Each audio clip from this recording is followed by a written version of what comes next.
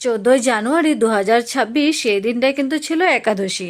আর আমরা যেহেতু সকলে একাদশী করে থাকি, আমার পরিবারের সবাই একাদশী করে থাকে, তো সেই দিনটাতে আমরা একাদশী উপলক্ষে কি কি করলাম, কি কি খেলাম, সবটাই তোমাদের সাথে শেয়ার করব।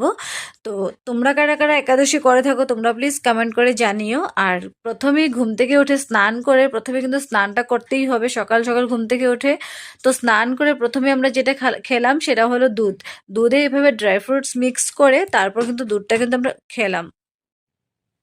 আর আমি একা নই, আমার পরিবারের সবাই কিন্তু সকলে মিলে, যেহেতু আমরা একাদশী করছি, একটা পিকনিকের মতো করে কিন্তু আমরা সেই দিনটাকে উদযাপন করছি। তো তাই কিন্তু সেখানে সবাই কিন্তু আমরা দুধ প্রথমেই খেয়েছিলাম। তো তারপর আমরা কিছু ফল কেটে সবাই মিলে খেলাম।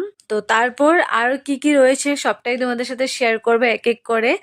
তো তারপর দেখতে পাচ্ছ দুপুরবেলা আমরা কিন্তু এখানে মিক্স করে সবজি, কোনো রকমের মশলা টশলা না দিয়ে, শুধুমাত্র সানফ্লাওয়ার অয়েল দিয়ে, তারপর একটু সন্দক লবণ দিয়ে আমরা কিন্তু সবজিটাকে কিন্তু বানিয়ে খেয়েছিলাম। তো শুধুমাত্র কি খাবার দাবার দেখাবো তোমাদেরকে, আর কি কি করবো, সারাদিন কাজও তো করতে হয় টুকিনাকি, সেটাও তো করব। আর সামনেই কিন্তু পিঠে পুলি খাওয়ার দিন তো চলেই এসেছে, তাই কিন্তু আমরা পিঠে পুলি এখানে বানানোর ব্যবস্থা করছিলাম। আর পিঠে পুলি বানাবো যেহেতু, এখানে ক্ষীরটা করব, ক্ষীরটা করার জন্য ক্ষীরটা বসিয়ে দিয়েছিলাম।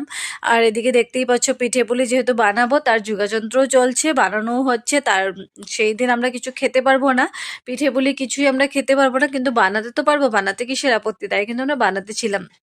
আর আমার শ্বশুরবাড়িতে তোমরা তো সকলেই জানো, তোমাদেরকে প্রথমে বলেও ছিলাম একটা ভিডিওতে, এইভাবে কিন্তু মাটির বাসন তৈরি করা হয়। মাটির বাসন তৈরি করা হয় বলতে, মাটির বাসনকে এইভাবে কিন্তু সুন্দর করে ডিজাইন করে তোলা হয়। এইভাবে দেখতেই পাচ্ছ খুব সুন্দর সুন্দর কিন্তু ডিজাইন কিন্তু করে তোলা হয়, আর এগুলো কিন্তু সেল করা হয়।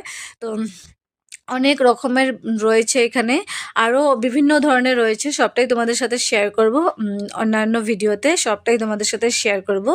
তো দেখতেই পাচ্ছ তারপর দুপুরবেলা আমরা কিন্তু আবারও আসলাম। তো আমাদের একাদশী যেহেতু কিছু না কিছু তো খেতেই হয়, তো একদম না খেয়েও তো থাকতে পারি না, খিদে তো পেয়ে যায়, তার জন্য কিন্তু এখানে দেখতে পাচ্ছি আমরা কিন্তু দই খেয়েছিলাম, এটা হলো টক দই, আর খুব ভালোই লাগছিল খেয়ে।